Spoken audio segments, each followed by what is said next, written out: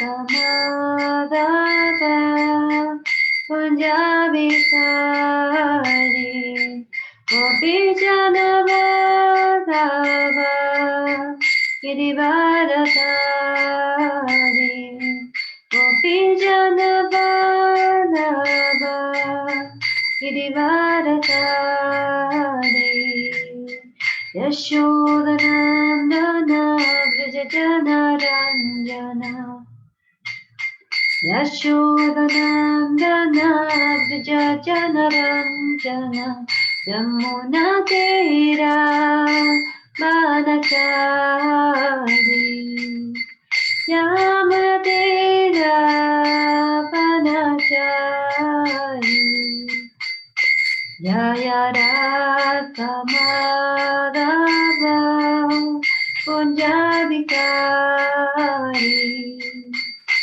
Jaya Radha Madhava Punjabikari Gopijana Balava Girivaradhari Gopijana Balava Girivaradhari Yashodanandana Vrajajana Ranjana Yashodanandana Vrajajana Ranjana Yamuna Tera Panachari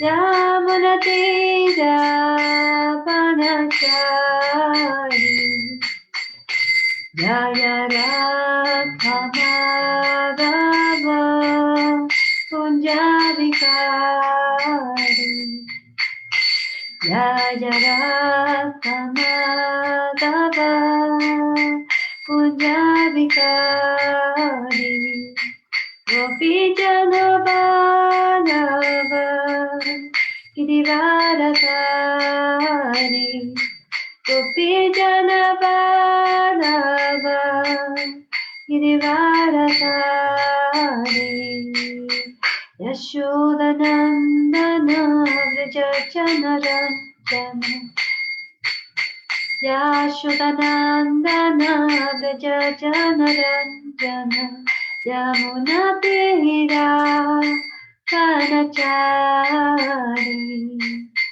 Yamuna Tera Panachari Hare Krishna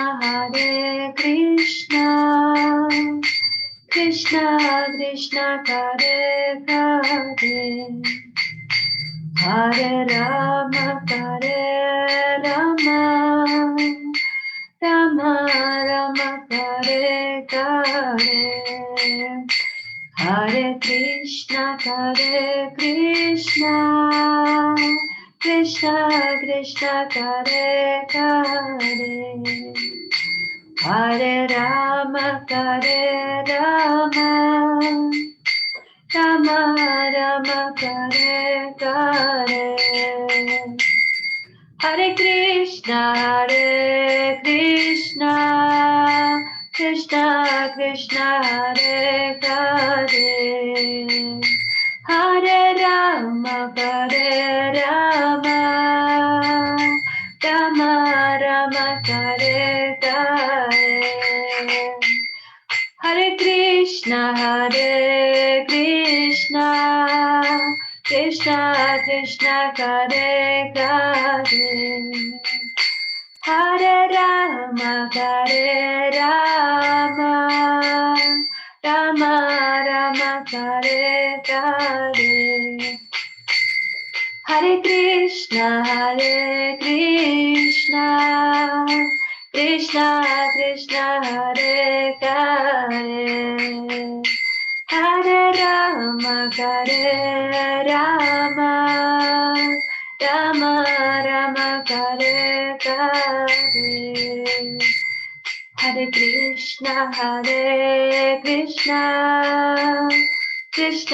Krishna Hare Hare Hare Rama Rama Rama Kare Kare. If I didn't stop, she'd go the next 2 hours. By the mercy of Mahaprabhu. Mam Vishnupadaya Krishna Prasthaya Bhutale Srimati Bhakti Vedanta Swami Tinamani Namaste Saraswati Devi Gauravani Pacharine Nirvisesa Sandivadi Paschati Satamini. We're continuing our discussion of the appearance of Mahaprabhu. There's a verse we're going to read from Chaitanya Charitamrita. This is a very important verse, so please take note of this. This explains uniqueness of Mahaprabhu. So actually, I'm going to share my screen. What I did was I searched this verse and I found that there are different places in which Prabhupada comments on this verse and actually lectures on this verse. And so we'll go through it and we'll read the different things Prabhupada has said about this verse. And first thing I want to do is chant the verse and then go through the Sanskrit and then read the translation and then go back to the Sanskrit a bit and then read. You'll see I have these explanations. These are mostly from Prabhupada's, they're not mostly, they're either from Prabhupada's books or his lectures. And this verse, Prabhupada quoted this verse about 50 times. This is what we would call a seminal verse about the appearance of Lord Chaitanya. Narpita charin chirat karunavatirna kalo samarpavitum unnatojvalarasam svabhakti shriyam hari purata sundara dhuti kadamba sandipitaha sada hridaya kandare spuratova sachinandanaha. So what we're going to do in this class is explain Mahaprabhu's appearance from a very high position, because what he came to give is very high. And then we're going to discuss how we relate to something very high. Anarpita, not bestowed, charim, having been formerly, chirat, for a long time. That means he's come to give something that only comes once in a day of Brahma, as we said in the last class. That's 8,634 million years. So 8,640 million years, something like that, close to that. Korun Naya Avatirna Kalo. Karunaya means by causeless mercy. Avatirna, like avatar, descended. Kalo, in the age of Kali. Samarpaitam. So he hasn't come in a long time, and by his causeless mercy, he's descended in Kali Yuga to bestow. Unnata. Unnata means elevated. Ujvala rasam.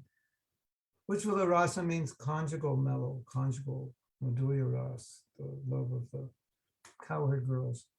And that rasa, the other acharyas previously had not, with the exception of maybe a few, you couldn't find anything out, you couldn't find anywhere anything about this.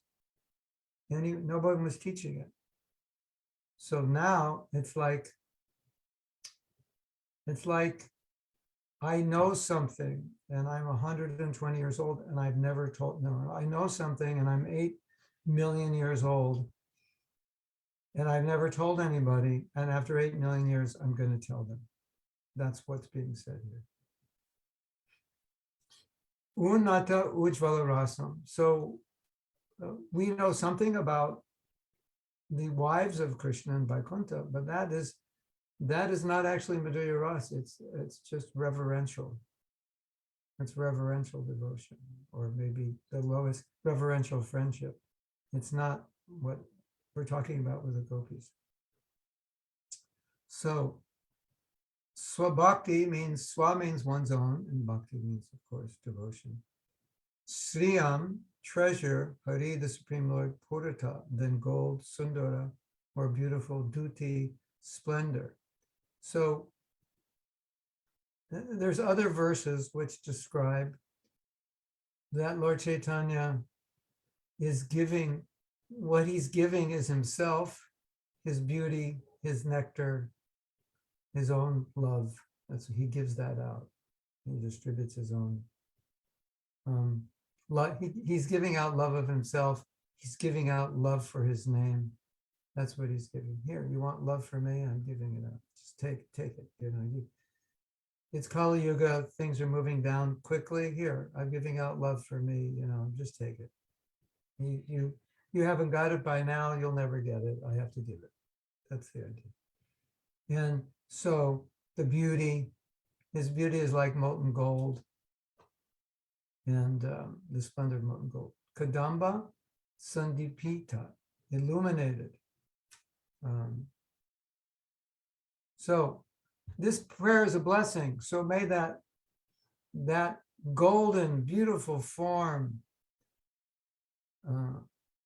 that he's giving out to us, may that be Sandipita, illuminated always, Sada, Kirtaniya Sada Hari, Sada means always. Hridaya means heart, Kandare means cavity. May that illuminate your heart, the beauty, the splendor. So here's the blessing. Spurata Ya Satinanda, let that be manifest, that illumination. So now we're going to read the translation. So now you kind of already understand what it means. Translation: May the Supreme Lord, who is known as the son of Srimati Sachi Devi, that's Lord Chaitanya, of course, be transcendentally situated in the innermost core of your heart. That is the Hridaya Kandare.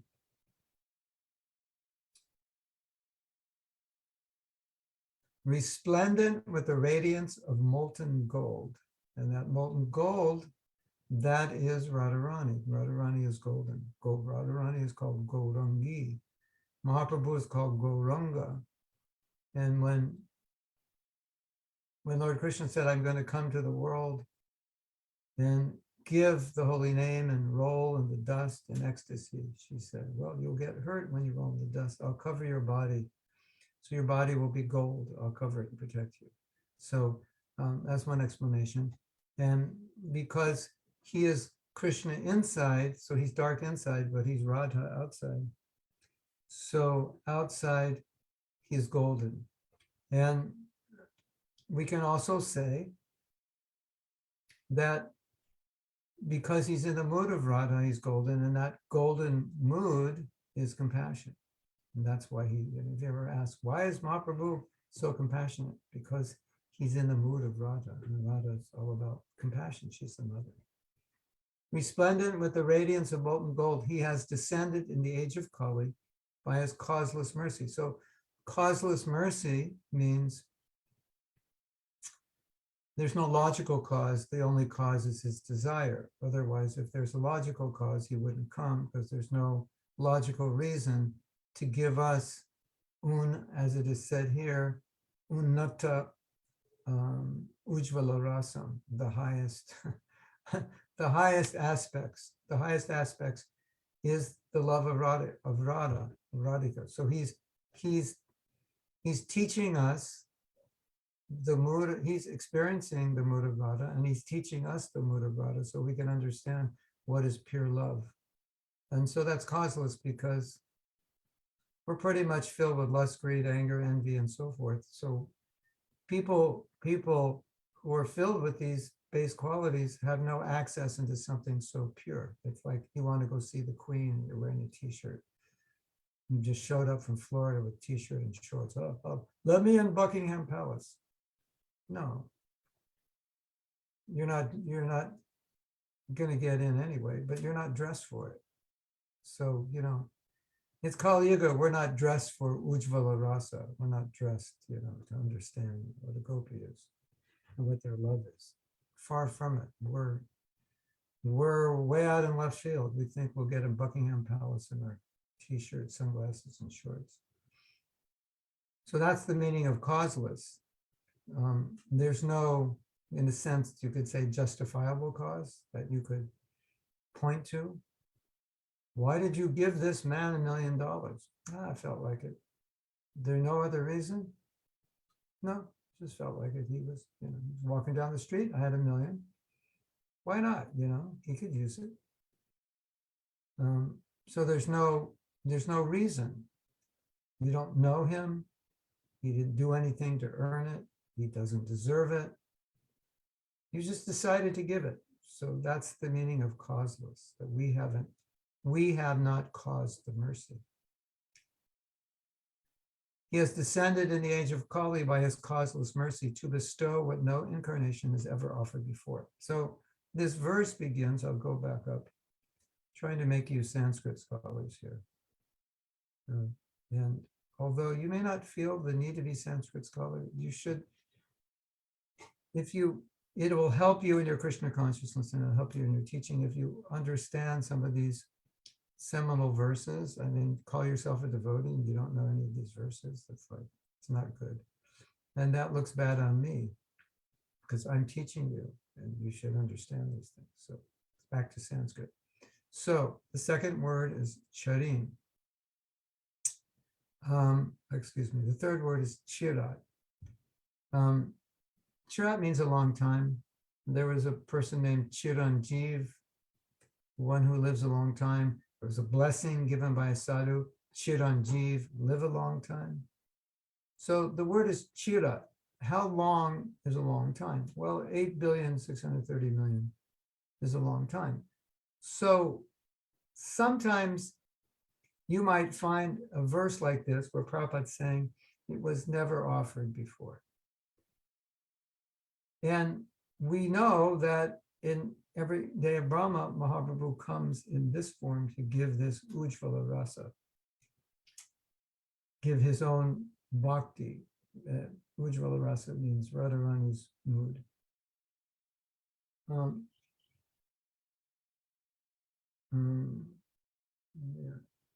give the treasure of his own devotion, his own love in the mood of Radha. So we know that it happened 8 billion years ago. So why does it say it never happened? Well, get your calculator out and, write down the number 8,630,000,000. It's a lot of zeros. And contemplate that many years. And the wires in your brain will fry and I'll see smoke coming out of your ears. So that's why sometimes it's said never before, so you don't have to burn your brain trying to calculate, how long 8,640,000,000 years is. We'll just say it never. We'll just say eternal. Why? It's too long. Let's just say eternal. Something like that, right? So that's why in this verse it said, it's so long, nobody remembers, so we're just going to say it never happened. Something like that. Does that make sense? It never happened, but it did happen 8 billion years ago. Yeah, but we weren't around, so, in our life, in our memory, in our history books, it didn't happen. It only happened now. This is in 500 years ago. Before that, it didn't happen. So that's why the word chirat means a long time, but it can also mean forever, just to make it easy on you. So you don't have to do so much math. How long have we been in the material world? We're gonna have to make an app for that, right? So we'll just say anadi. You've been here forever. There's no, how long have I been here? From time without beginning. It's like, don't worry about it. It's a long time. So sometimes it's used that way. So we go back to the verse. He has descended in the age of Kali by his causeless mercy to bestow what no incarnation has ever offered before. the most elevated mellow of devotional service, the mellow of conjugal love. So we're going to get into this. What this means is you will find out it means a lot more than you think it means. But as we made the first point, point one that we want to remember, because I would like you in these classes, one of the things I want to do is create appreciation in your hearts of the uniqueness of Mahaprabhu, with the hope and with the expectation that the more you appreciate the uniqueness, the more you realize how fortunate you are, the more you realize the value of what you have, and the more So, Gurudev, sorry, I think your microphone is off. it's off. Yeah. Whoa. You didn't hear anything? Yeah, we could hear. We could hear, but the sound is not like it's the the wrong microphone. microphone. Yeah, that's Where's perfect. the camera? Now it's better? Yeah, perfect. Yeah. So what I want to do is, yeah, I thought I was going to LA, so I packed everything up and my microphone was stored. You ever have something to do that takes like 4 minutes and you put it off for 3 years? You ever have that? Yeah. So I put the mic back there and I just didn't put it up because it takes 3 minutes and that's too much time. It took me 10 days to go to the auto store to buy windshield washer fluid. And I bought it on Monday and I still haven't put it in. So, sometimes life is like that. Very strange, right? Although I always have time to eat. I can admit that. Yeah. So what I was saying is that one of the things I want to accomplish in these classes is to show the uniqueness and rarity of what Mahaprabhu gives so that you understand your fortune, so that you understand, oh, I have a diamond. I thought it was a piece of glass. I don't even know where I put it. Oh, I think I put it over there. Let me look for this. And then you find it and you realize, oh, this is a diamond. This diamond is worth $100,000. I'm going to take care of this diamond. I'm not going to lose it. So that's what I want to try to do because I think one of the, not that I think I know, and I saw Prabhupada doing the same thing. I know that when it's not always easy to not take Krishna consciousness for granted, although there's nothing about it that we should take for granted. But Prabhupada was always trying to get us not to take it for granted because we're so fallen in Kali Yuga that someone gives us a diamond and we're like, whatever. It's just a diamond, I don't know. Now you give me a diamond, now I have to find a ring to put it on or a necklace. That's too much trouble. So that's kind of Kali Yuga mentality. So we're going to get into this in a way that I'm hoping you will see how fortunate you are, and consequently, how absolutely foolish you and I would be to in any way think that there's anything of value in this world outside of what Mahaprabhu is giving us. That's what I would like to accomplish. If we can accomplish this on this Core Purnima, we have, what's today? The 2nd. So we have 14 more days, 15 more days. If we can accomplish this and it can go in your heart, then that can stay with you for the year. Right? You will appreciate Prabhupada's books. You will appreciate the holy name more, his books more. You'll appreciate the whole philosophy of Krishna consciousness more. You'll appreciate what mercy is more.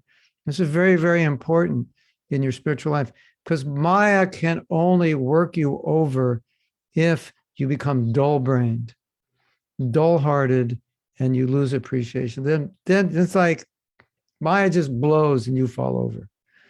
But if you understand more deeply this philosophy and what you've been given and what the potential is, then Maya can't even knock you out with a bazooka or a cannon. It won't affect you. You can't move. So that's what I want to try to accomplish. So I think it helps to know the direction we're going. So here's Here's a purport from the Bhagavatam. Prabhupada quotes this verse, and this is his purport. This verse, Vidagdha Madhava 1:2, appears in Adi Leela 1:4 and Adi Leela 3:4. So this is not a verse written by Krishnadas Kaviraj. It is a verse, the author of Chaitanya Charitamrita. It is a verse by Rupa Goswami in his book Vidagdha Madhava, and it's quoted in two places. Adi Leela 1:4 and again quoted 3:4 because it's such an important verse. In his commentary on the Vidagdha Madhava, Srila Vishwanath Chakravarti Thakur, who some say was actually an incarnation of Rupa Goswami, or he had so much of Rupa Goswami's mood, they say he was an incarnation. And he comments on many of his books and the Bhagavatam. So now he's commenting on a book of Rupa Goswami.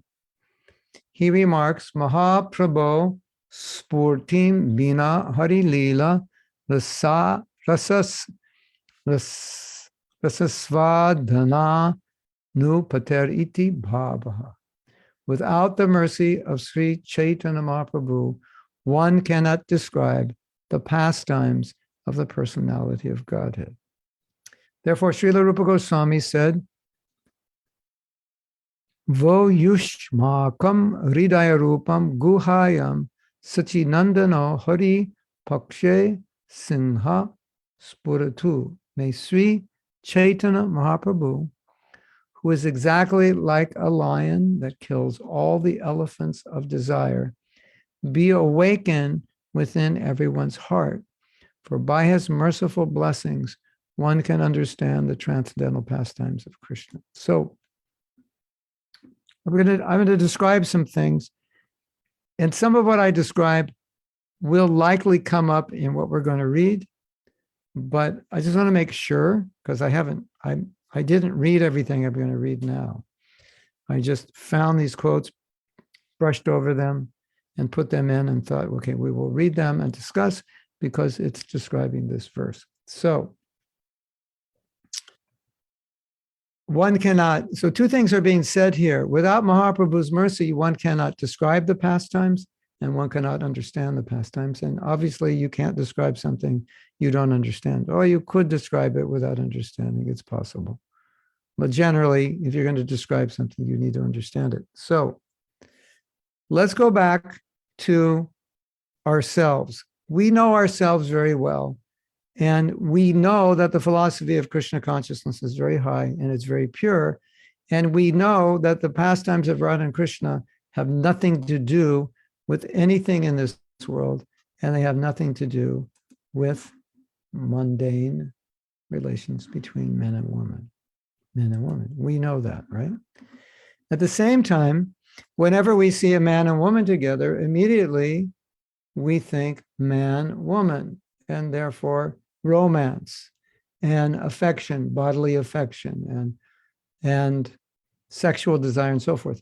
That's what we know. And because that's what we know, that's what we think, because we don't know that anything exists beyond that when there's man and woman.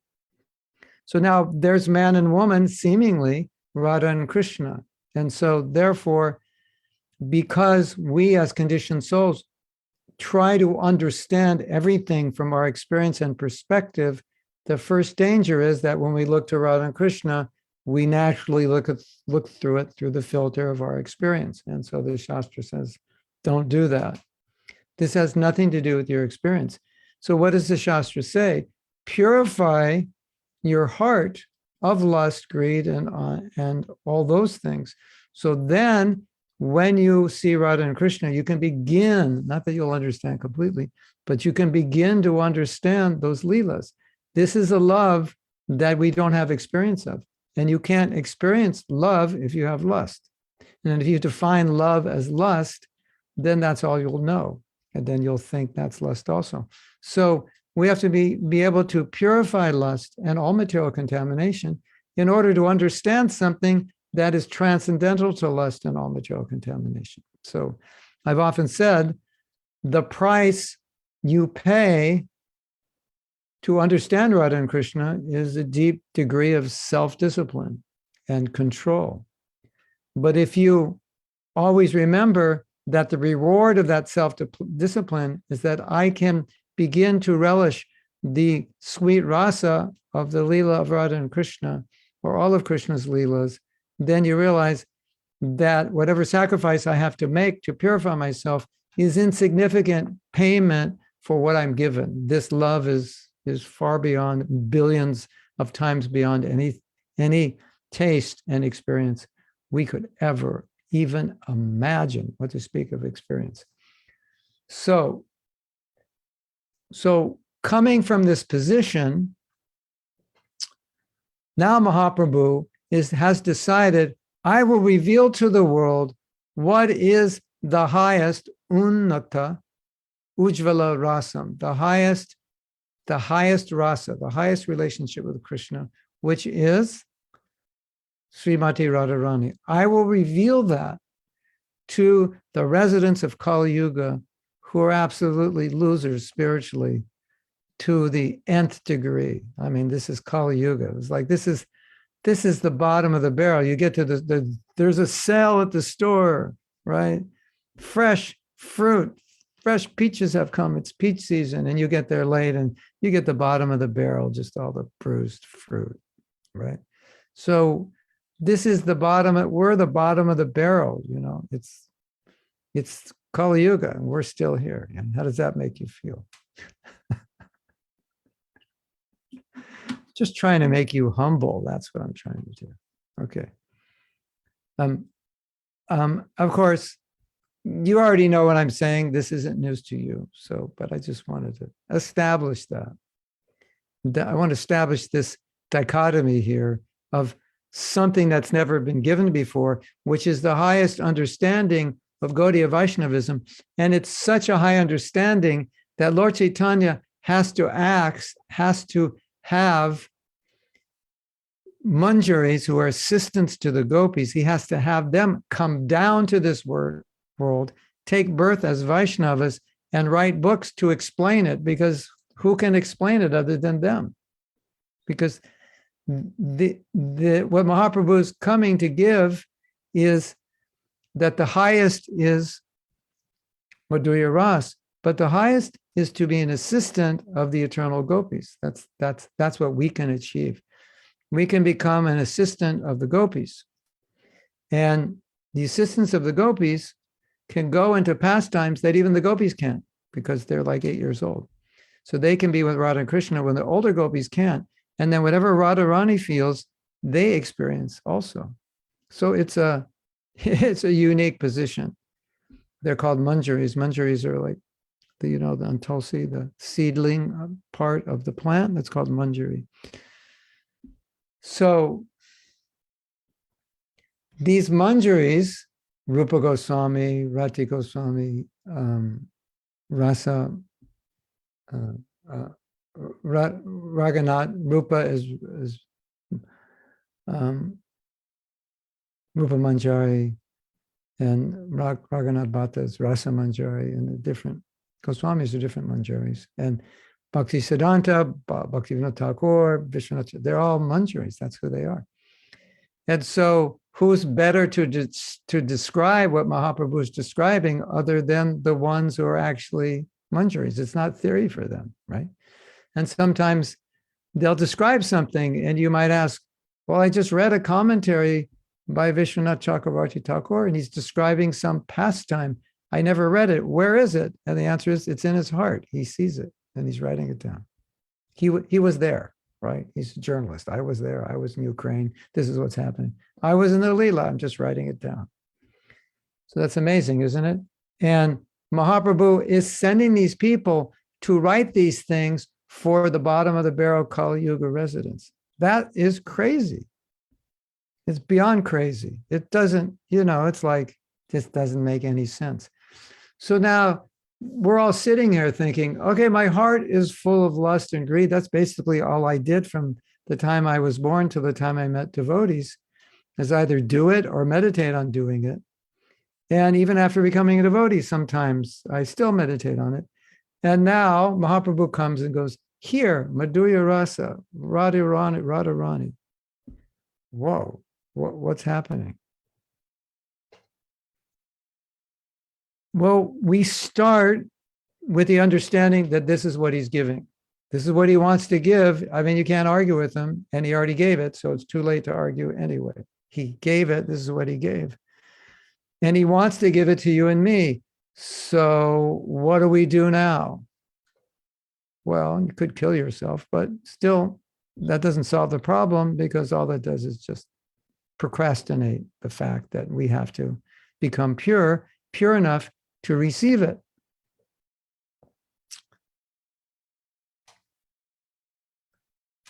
Okay, so what do we do now? He's given us something we're totally unqualified to get, and he's given us something that's never given before, and this is the highest.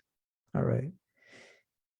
If you take Krishna consciousness for granted, knowing all this, all I can say is I feel really bad for you, because your heart must be made of a certain kind of stone that cannot be cracked, melted, blown apart by cannonballs, nuclear weapons. It's like, it's immovable. It's unbreakable. It's made with some kind of super glue that can't be exploded. No. So the idea is that even as conditions, so here's the idea. So Mahaprabhu knows us. Obviously, he knows us better than we know ourselves, right? So, okay, I want to give Madhurya Ras. I want to, and even if you're not in Madhurya Ras, you're still getting Madhurya Ras, and that will encourage whatever rasa you're in. That will fortify it, whatever it is. But he's teaching us, this is it. The gopis are the highest. Their love, follow that. We are servants of Radharani. This is our position. This is what our acharyas are directing us to. Or if you're a loser like me, then you kind of feel inclined towards Sakya Ras. Although the people in Sakya Ras, they have written a book. There's a village, and they say Sakya Ras is higher. So anyway, we'll have a big fight when we get to spiritual world. Who's better? No, we'll have a fight down here. When we get there, it won't matter. But so now Mahaprabhu looks at us and saying, okay, bottom of the barrel, Kali Yuga, we need potent medicine, because we have to get the cancer of lust, greed, anger, and all that. We have to get it out, because if we don't get it out, how are we going to get in this love? So then he says, okay, as we said on Monday, the last class, Mahaprabhu says, I've mixed up a potion. I've mixed up the potion. It's called prema. And I'm going to take the Maha Mantra that's been around forever, and I'm going to take the potion of prema, and I'm going to mix them up. And now this Maha Mantra now has the power to not only cleanse the heart, but get this Madhurya Braj Bhakti in your heart and make you qualified to be able to give you the digestive power so you can get it in and digest it. That's what he's doing. And now, if you're a very unfortunate soul, you might say, I don't know. I'm too lazy for that. How could you say that? That's like insanity 1,000,000 times over, right? So I hope I accomplish in this class the realization that if you're not enthusiastic about this, you are definitely unfortunate. Unlimited depths of unfortune. Yeah, and then Prabhupada told us that. So, totally unqualified. And Mahaprabhu says, whatever, qualified or not, doesn't matter. We're opening up the storehouse of love of God. We've laced the Maha Mantra with love. It has the potion to make you qualified to eventually enter into this position as a maidservant of the gopis or a cowherd boy, but fully in this mood of pure bhakti, anyabhilashito shunyam. Nothing but love. That's it. I don't want anything but love. And you look at all these other religions, Oh, praise the Lord. I got a new car this week, I got an old Uncle Charlie from Mississippi sent me a check. Praise the Lord. Hey, hallelujah. No, that's not the Krishna consciousness movement at all. The Maha Mantra has the power to remove any trace of any desire or any motive in the heart other than I just want to love Krishna. Everything I have, I want to give to Krishna voluntarily, spontaneously. That's what I want. The Maha Mantra has that power, taking us from the lowest position to this. That's what, and then when we come to that level, we begin to relish, well, not begin, we can relish more and more what is Krishna consciousness and the Leelas of Krishna and the holy name of Krishna. So now you're all saying, well, that sounds good, but right now today, March, what is it? What's today? The 2nd? March 2nd. Secunda. Secunda? Secundo. Secunda. Secunda. 2 de marzo. Yeah, 12 marchos. So, yeah, right now, 2022, March 2nd, I'm not really like that qualified, and you're talking about the gopis, and you're talking about Unata, Ujvala Rasam, the highest. Mind you, Chaitanya Charitamrita is the postgraduate study of bhakti. So, we're not in elementary school anymore. We are talking about higher things. But you're sitting there thinking, yeah, you just told me the goal, but forget it. Prabhu, you don't know. You have no idea how bad I am. I mean, you cannot imagine. This is yeah, it's nice to hear and I understand and all that. But, I'm light years and light years away from even aspiring to aspire for it. So the process of bhakti is first we hear this is the goal, and then we pray for the desire to aspire for that, because we're given something to aspire to. We can't say, no, it's beyond my grasp. We must aspire for it. We're told to aspire for it. This is what it means to advance. And if you're not aspiring, then you pray to aspire. I want to be able to love Krishna. I aspire for love in the mood of the gopis, or laced with that level of devotion. I aspire for it, or the devotion of Jasoda, the devotion of the cowherd boys. I aspire for that. This is where I'm being guided by Mahaprabhu. This is where I'm being guided by the 6 Goswamis to aspire for that. So how does that hankering come? By hearing the pastimes, by chanting without offense, by respecting Vaishnavas, serving day in and day out, hankering in realization that I am meant to become qualified to enter into these leelas. And eventually, as part of my practice of bhakti, I will be focusing, I will be hankering more and more to become a devotee in Vrindavan and Braj who has these moods. That's part of our practice. That's what we're supposed to do. That's what Mahaprabhu wants us to do. That was what Mahaprabhu has given us. And as we've been discussing, by getting his mercy, at the same time, those feelings will naturally develop. So we worship the deity, we hear the Bhagavatam, we chant the holy name, we associate, we go to the Dham.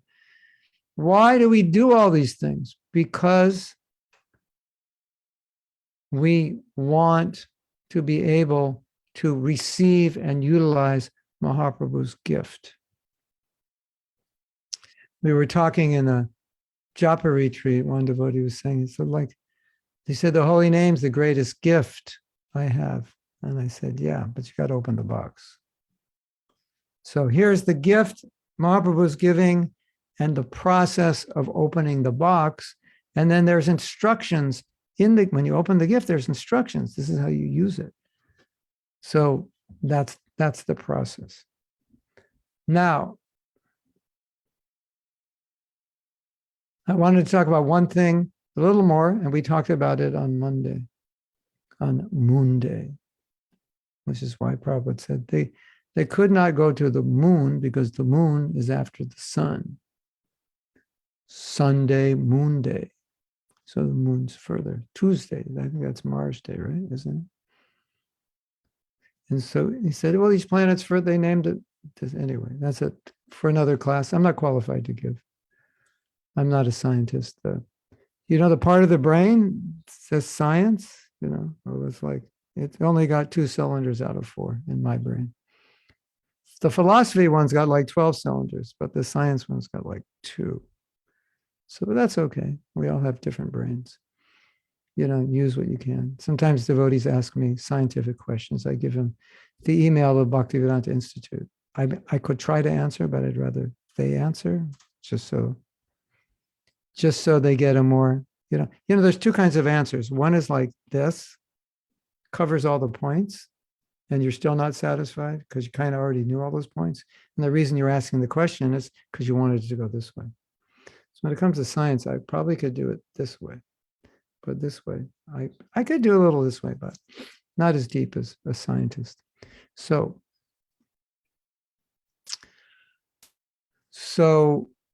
we had talked about mercy, and of course Mahaprabhu is giving mercy beyond like anything ever given before. Did you all get that? I mean, did that drip? Did what I said, did that drip down to your heart? Because if it's still in your ear, could you knock it in and down and get it in? Just like push it in and pull it, because it's got to get in here. Because if it doesn't get in here, then Maya can get in there. But if it gets in here, it blocks Maya from getting in there. So Mahaprabhu is, this verse is saying Mahaprabhu is given mercy that's never been given before. He's given an understanding that's never been given before, which can allow us to enter into Braj pastimes in the wake and the mood of the gopis, of the manjaris, can even enable us to become manjaris. Unbelievable, incredible. Invest 1 penny in this stock. Next week, you'll have $10 billion. Will you do it? Oh, how long does it take to invest? We have to spend an hour on the internet. Oh, that's too much trouble. I'm not good at the internet. That's like that. You idiot, what are you talking about? You're working 12 hours a day, washing pots. You just do this for an hour. Yeah, I know, but I'm not good with the internet. How do you know it's going what if I lose my penny? It's like we would think you're like totally crazy. Isn't it? So that it's that insane. So I had mentioned before that Prabhupada said, now that you're a devotee, you're the most fortunate. So we understand why Prabhupada said that, right? Because this is like, I was just listening to a lecture by Hridaya Maharaj. I dropped out of university, just almost finished my 2nd year. No, I did 2 years of university. And then I dropped out. I really didn't find it useful at that point in my life. So, but I find university useful if you want to speak with university educated people.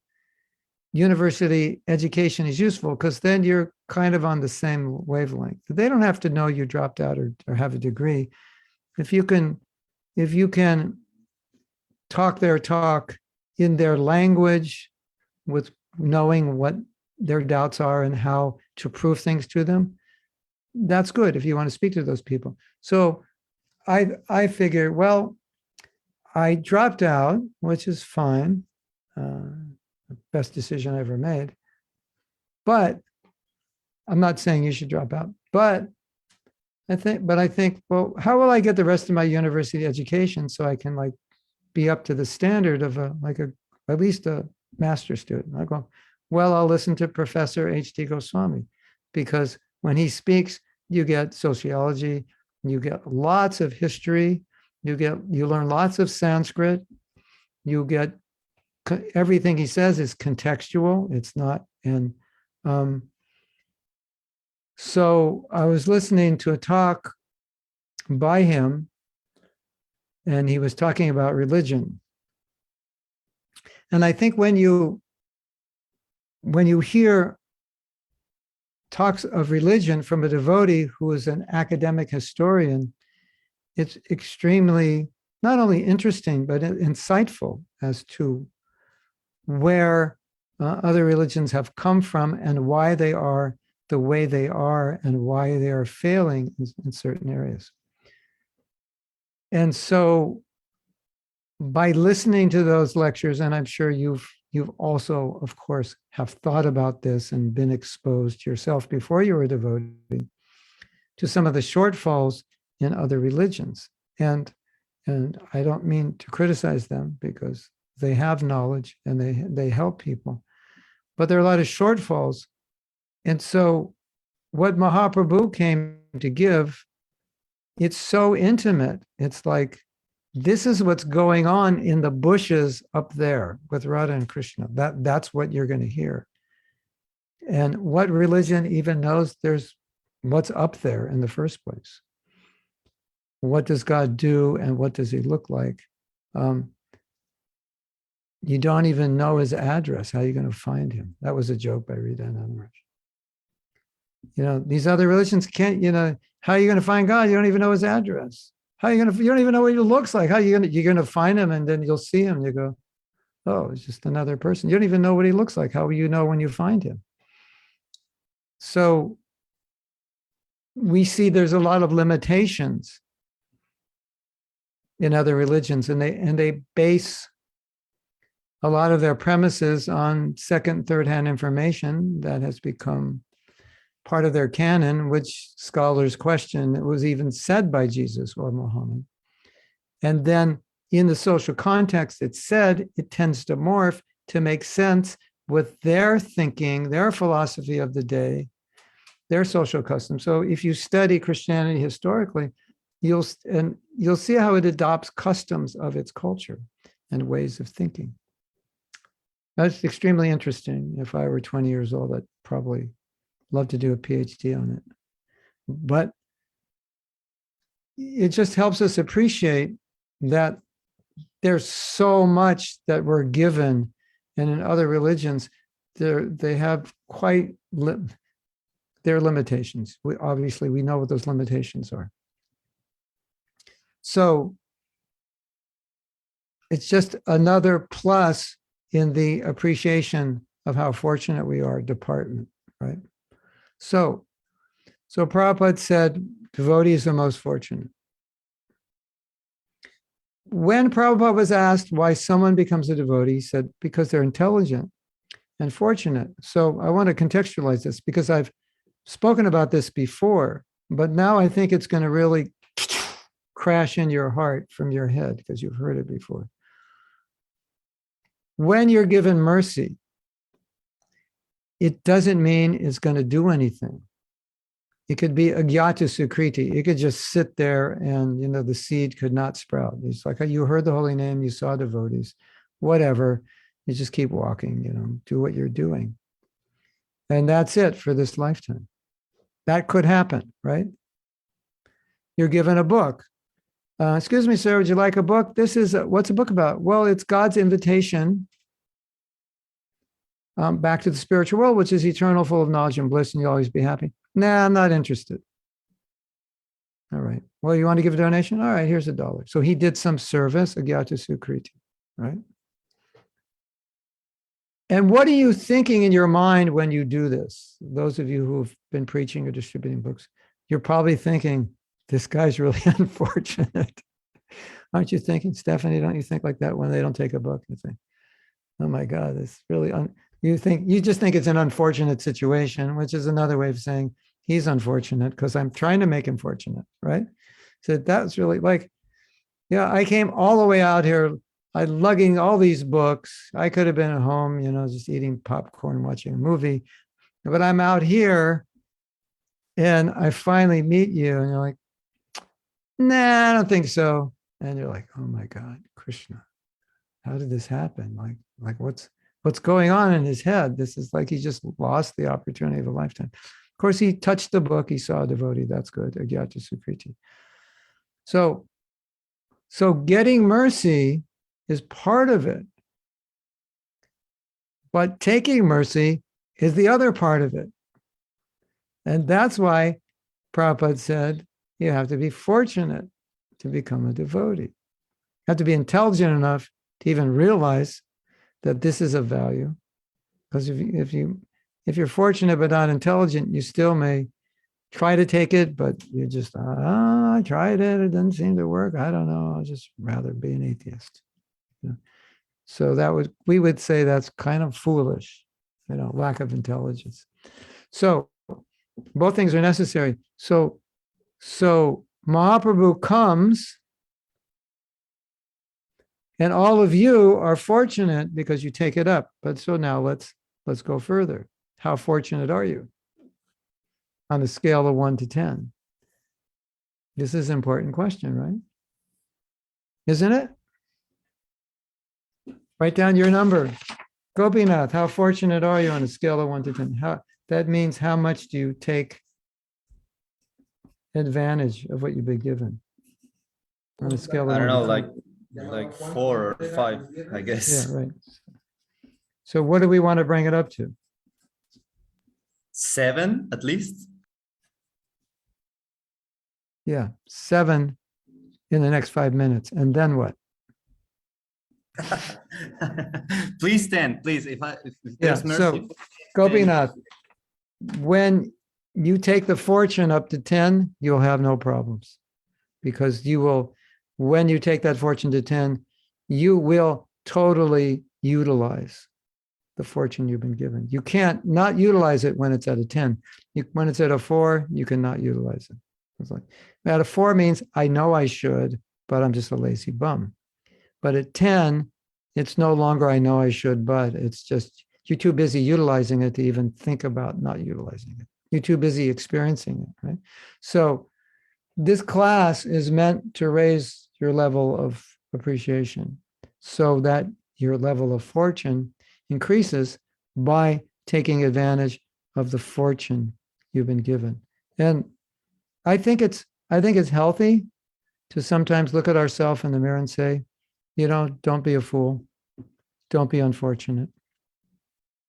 Or if you're into positive affirmations, you don't like the negative, just say, I am so fortunate I take advantage of the mercy I'm given. Something like that's the affirmation. Fortune, maybe we need a new book, Fortunate Affirmations. I'm so fortunate. And that's why Mahaprabhu says, I'm so unfortunate in the second verse.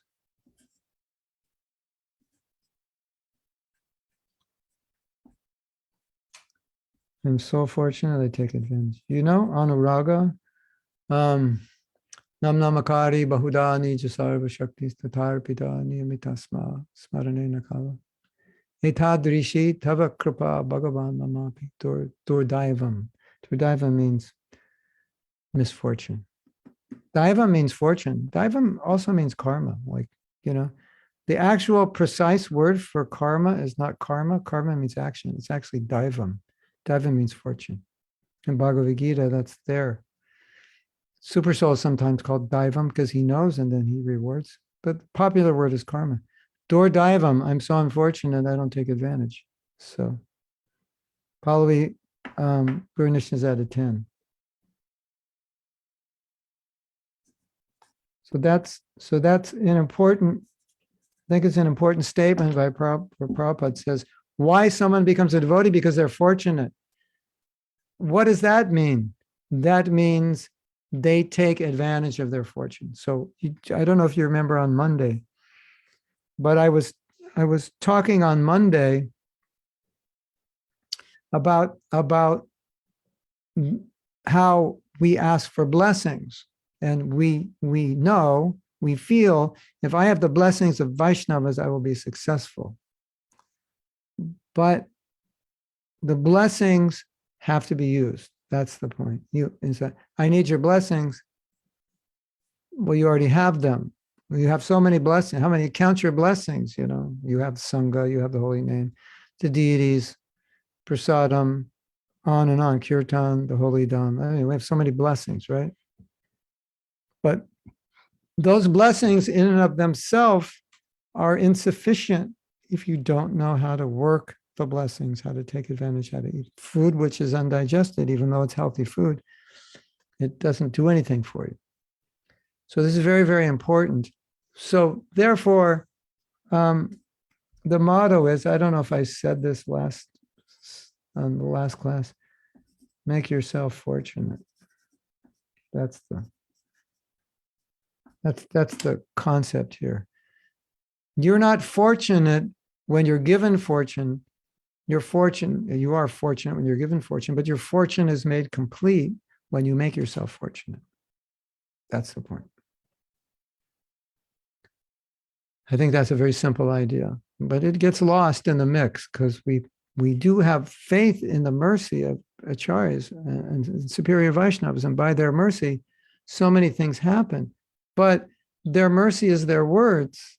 And so if the words go into your heart and you act on them, that's the full reciprocation or the full synthesis of mercy. Otherwise, it's like you have resin, but you need catalyst to harden it.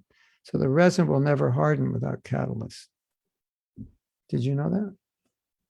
If you don't know that, go buy some resin and just let it sit. The only thing that'll happen is that you'll get intoxicated by smelling it. Other than that, it's just gonna sit there. And you put the catalyst in, then in 20 minutes, half hour, depending on how much you put in. If you put too much in like 3 minutes, it's hard. So the mercy needs a catalyst. So the mercy of the catalyst is be merciful to yourself, and then you'll get that mercy. So now, I want to say one more thing, and we'll see if there's questions. If they're not, I can continue. So I was presenting this idea before that we're looking at what Mahaprabhu was given. It's clear now. He is giving Krishna consciousness the gopis' love. That's what he says here. This is what you can have, this love. You can become a manjari if you want. You can become a manjari. You can become an intimate servant of Radharani. You can become one of Radharani's little girls and serve her, which is the highest position you're ever going to get. Like, it's really high. To be a servant of Radha is even higher to be a servant of Krishna. And the Gaudiyas, you want to hear something funny? I don't know, it's funny. It's not meant to be funny. Funny in the sense of interesting funny. Worshippers of Vishnu are called Vaishnavas. Worshippers of Krishna are called Karshnas. And worshippers of Radha are called Gaudiyas. That's Srila Bhakti Siddhanta. So we're Gaudiyas. What do Gaudiyas do? They worship Radharani. Radharani is the object of worship. And that's why I was saying the other day, we have the Hare Krishna mantra. What's so special about it is Radha's in it. It's not just Krishna, Krishna, Krishna, Krishna, Krishna, Krishna, Krishna, hey. Krishna, Krishna, Krishna, Krishna, Krishna, Krishna, Pahimam. It's Hare Krishna. Radha's there. It's a whole different mantra, right? We have Radha. Radha. So this is the goal of the Gaudiya Vaishnavas, to be, this is all like real high stuff. Some of you may have heard this before. Some of you may have heard it for the first time. Some of you may be hearing more about it than you've heard. And all of you are probably thinking, wow, Mahaprabhu is coming to give something I'm like totally unqualified for. I have no idea. I don't, my hankering is for pakoras, not for Madhurya Ras. So, which is better than hankering for Hershey bars. So you're making some progress. So now, what has to be stated here is that Mahaprabhu, as I said, gave the medicine or the process to the purgatory medicine to cleanse. This is like a real cleanse. And that's the Maha Mantra, doused with prema. So it is possible. And you're all saying, yeah, but it takes so long. One life is not long. After 800 million lives, one life's not long. So just hold on, be patient, you'll get there. But we need to understand that the Maha Mantra that he's given, it works. Otherwise, why would he bother writing so many books and giving this mantra if it's like a total failure? We're going to, spend our whole life in Krishna consciousness. Then, the last week of our life, we're going to find some book written by some associate of Mahaprabhu we've never seen before. And the last line of the book says, actually, it doesn't work. It was just advertising, just to keep you awake. Just give you something to do. Otherwise, you just ruin your life in materialism. But you'll never reach it. You're lucky if you can get to Vaikuntha, in the next 3 lives or 100 lives. No, it's not like that. So we understand that if the process is executed under the guidance of superior Vaishnavas, like Srila Prabhupada, under the guidance of the Goswamis, following the footsteps of Rupa Goswami, Jiva Goswami, Raghunath Bhatta, like that. And if we take the holy name without offense, and we remain steady and we don't offend Vaishnavas, because if we do, it's throwing dirt on everything we did, then gradually, we will get there. So nobody should be hopeless. You can have hope against hope. That's okay, but hope has to be there. Okay, I have hope in the mercy of Mahaprabhu because logically speaking, I'm hopeless. If I analyze myself, my abilities, my knowledge, my samskars, it's hopeless.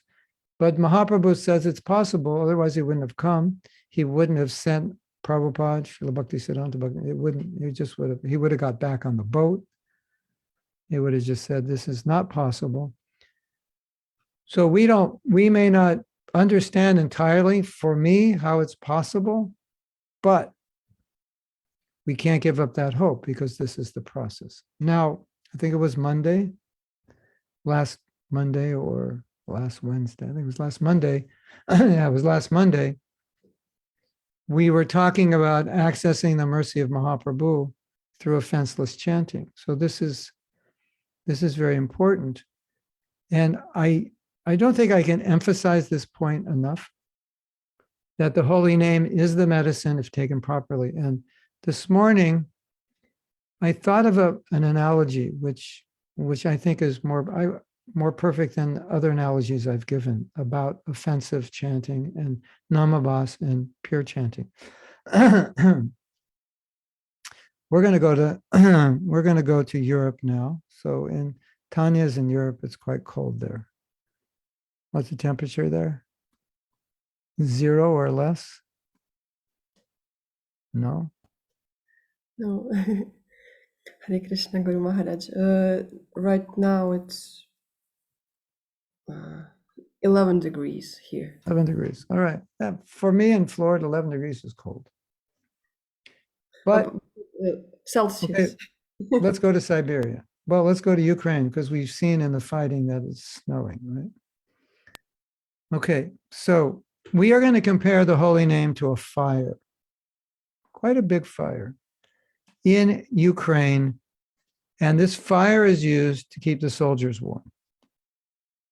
Okay. So it's below 0. Obviously, there's snow everywhere. It hasn't melted. And if you are close to a big fire within like 3 feet, you can be in the snow and warm up. Is that true, Tanya? If you got close in cold weather, if you got close to fire, you could start sweating. Yeah, you could be sweating in the snow if you get close enough to the fire. If you are removed from the fire a certain distance, it might be a slightly warmer, but not significant. It's a little warmer. And if you're removed too far, even though it's a big fire, you won't feel anything. You can see it. You can see there's a fire there, but it doesn't warm you up.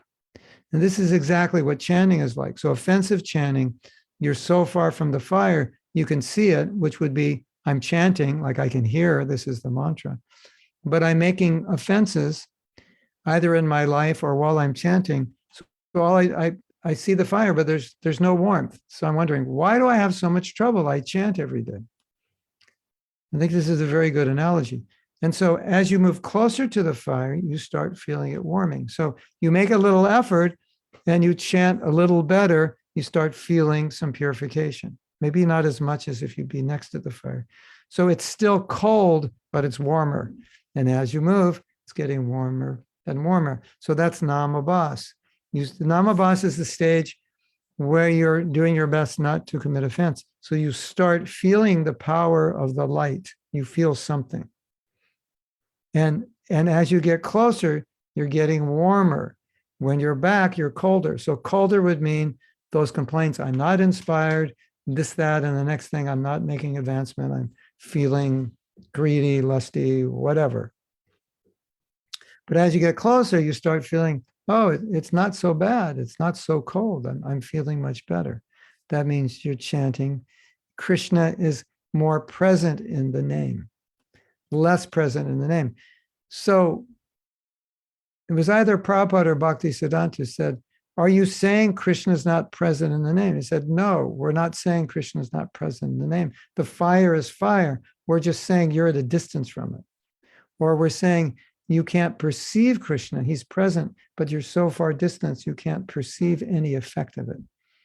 So as you get closer to the fire, you warm up. So is it possible to be warm in the Ukrainian winter outside? And the answer is yes. If you're close enough to the fire, you could remain warm.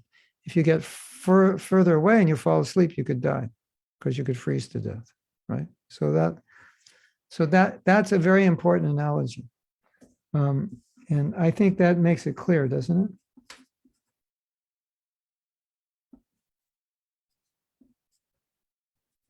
Yes, I couldn't get it. I think even kindergarten students could understand it. If you don't understand it, you might need to go back to kindergarten or work your way back up again. But that's as elemental as I can get, but it's exactly what it is.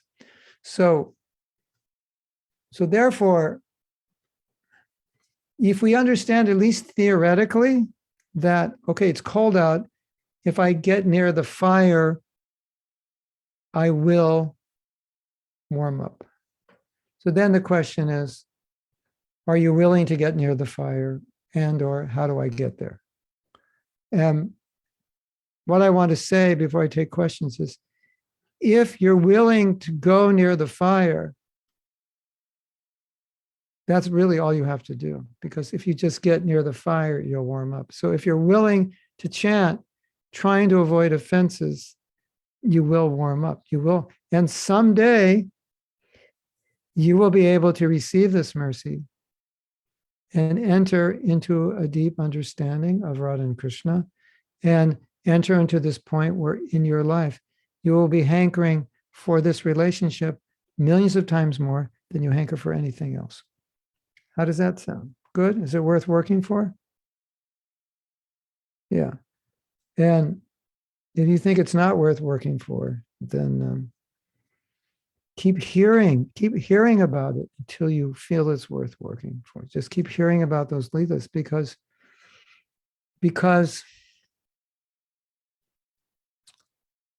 Bhakti, Krishna consciousness, it's all about us learning to love Krishna. That's all. The whole philosophy, every class Prabhupada gave, every class Srila Bhakti sent, every class Bhakti, every commentary of the Acharyas, all they're doing is explaining things in a million and one ways so that we can purify our hearts, so we can love Krishna. That's all it boils down to, is that. So every time we give our love or affection to something else, or attachment to something else, which we can't relate to Krishna, then it's like hello, you didn't understand. You haven't understood Krishna consciousness, because we're just trying to give it all to Krishna. So if I love my kids, I want them to be devotees. I bring them to Krishna. That's my love for Krishna, right? If I love to eat, I offer it to Krishna. That's my, so it has to be ways we can manifest love, because that's all we're trying to do. And if we don't do that, we will try to love someone or something, guaranteed, that will produce another body and another body and another body, and frustration and emptiness eternally. There'll be no end to it. Krishna says it doesn't end. Material desire doesn't end. You can't end it. It's impossible. It's a cycle. You want something, it produces a seed that you want something more. Then you want something more, it produces a seed, you want something more. It can't end. And all of that is just you're looking for Krishna and you don't know it. Right? Looking for Krishna in all the wrong places. So this is what bhakti is about. It's not about anything else. It's just about, it's about love. And you can't enter into lila without love. You can't understand Krishna without bhakti mama vijananti. Krishna says you can't understand me without bhakti. It's like his realm, it's just love. There's no room for anything but love. So our lust, anger, and greed, like you have to use that in service or flush it down the toilet if you can't. That's it. That's the whole philosophy. You don't have to read any books anymore. You don't have to hear any more lectures. You got the whole thing today, right? And most of it you just got in the last 3 minutes or last 2 minutes. Yeah, that's enough. Drop out of Bhakti Shastri, Bhakti Vaibhava. You don't need, yeah. So when you get love, you don't need it. Until you get love, you will need those classes. That's for sure. Okay.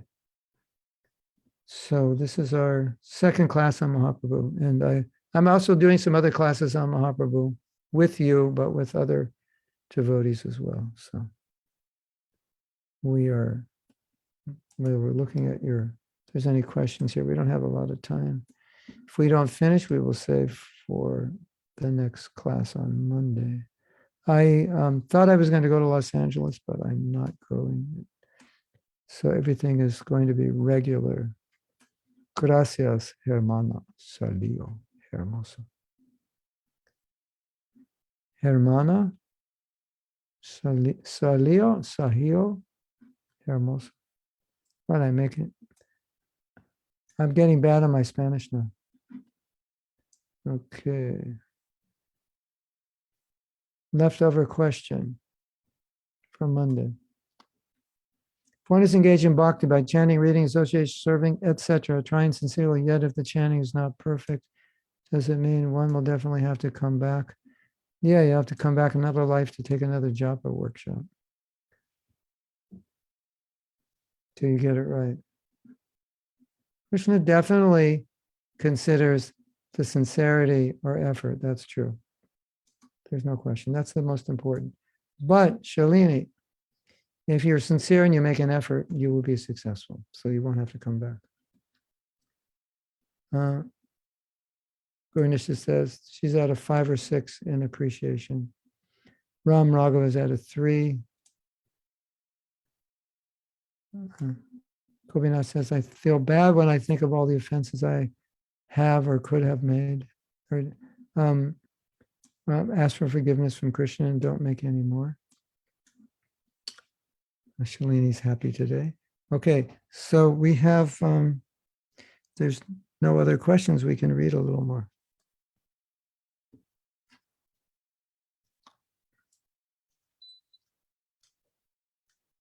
Questions are a sign that we have more questions when I talk about psychology than when I talk about Leela. No psychology till after Gaur Purnima. This is the real psychology, is mercy. Okay, so let's read a little more. I'll bring it up on my screen.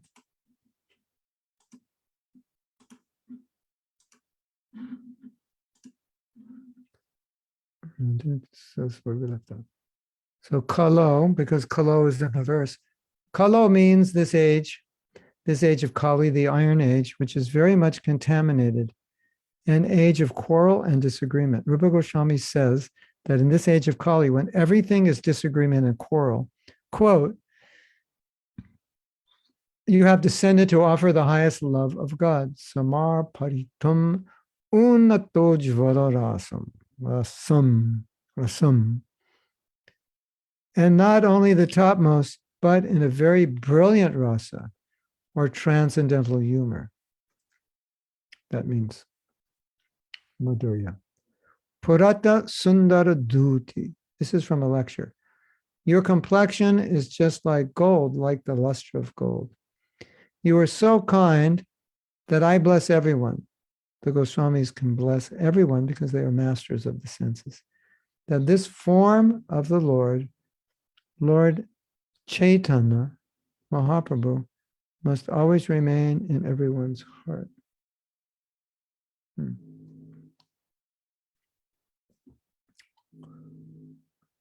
Oh, excuse me, got sidetracked. So we're being blessed by this verse, and I pray that this verse, the blessing of this verse, becomes a reality in your life. Lord Chaitanya will dance in your heart will become like gold. You will become ecstatic. The possibilities of becoming ecstatic without Mahaprabhu's mercy are zero, just in case you didn't know. Just want to remind you, right?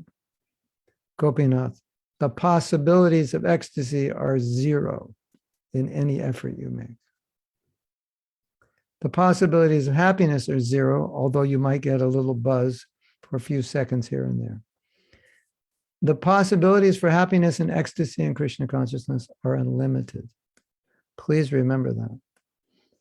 The material world, it's like a maze, and there's no doors to get out. It just looks like there's doors. So you go down this courtyard and out here and down this hallway and here, and you think you're going to get out, and you never do.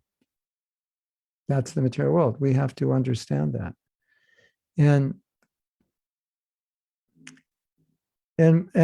Mahaprabhu's giving love, and we're like turning our back on it and looking for it somewhere else where it doesn't exist.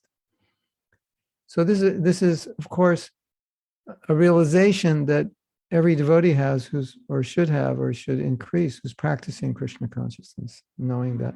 How can I go very deeply into my Krishna consciousness? How can I go very deeply into my chanting? How can I go very deeply into studying Prabhupada's books? Because we know whatever I'm looking for, it's here. It's not there. That's how I can do it. It's like, how is it that some devotees in our movement, they chant, they get up at 1, 2 in the morning, they chant for 4 hours. What's going on with that? They are relishing so much Krishna consciousness. They have so much faith, experience, and understanding that this is where whatever they're looking for lies. This is where the love lies. And therefore they don't put any energy into finding it anywhere else because it's wasted energy. And every time you look for it somewhere else, what happens? At the end, you bang into a wall, and then you tell yourself, I'm an idiot. Why did I do that? For like the 4,000th time, you tell yourself, maybe we should all write down on a piece of paper 4,000 times, I'm an idiot. Why did I do that? So we don't have to do it anymore. What do you think, Gabrielle? Is that a good exercise? Instead of doing it 4,000, just write it down. Here's your mantra for today's class. I am an idiot. Why did I do that? And your homework is write it down 4,000 times. Hare Krishna. Ladies and gentlemen, if you don't write it down 4,000 times, you're going to do it 4,000 times, and you'll end up writing it down 4,000 times anyway. So just write it down and don't do it. Then save yourself so much trouble. Hare Krishna. So this is what it takes. So hopefully these talks and leading up to Gaur Purnima and on Mahaprabhu's appearance day will really just imbibe everything we've been learning, and it'll explode and we will, this Gorpanima, we will take our spaceship up to fully embrace Mahaprabhu's mercy that he's giving, because that's all we're talking about, is just embracing, learning how to embrace it, right? And if you're trying to embrace mercy from Maya, then you're not embracing mercy from Mahaprabhu, because you're going to another address and looking for it there, and you're wasting time and you won't find it. You will only find shadows. You only find cheap Chinese iPhone imitations, but not the real iPhone. Do you know that? They have iPhone imitations in China. I think they're Androids, but they have an iPhone interface. So it looks like it's an iPhone, but it's an Android. That, you know, you can buy a brand new iPhone 6000 for $22. I've seen them. I've seen them in China. I've been offered them also. So you definitely don't want an imitation. And that's the best Maya can give you. Oh yeah, Gopinath is way over 4,000. He's up to what, 4 billion, is it? Yeah, he's at 4 billion times. Yeah, all right.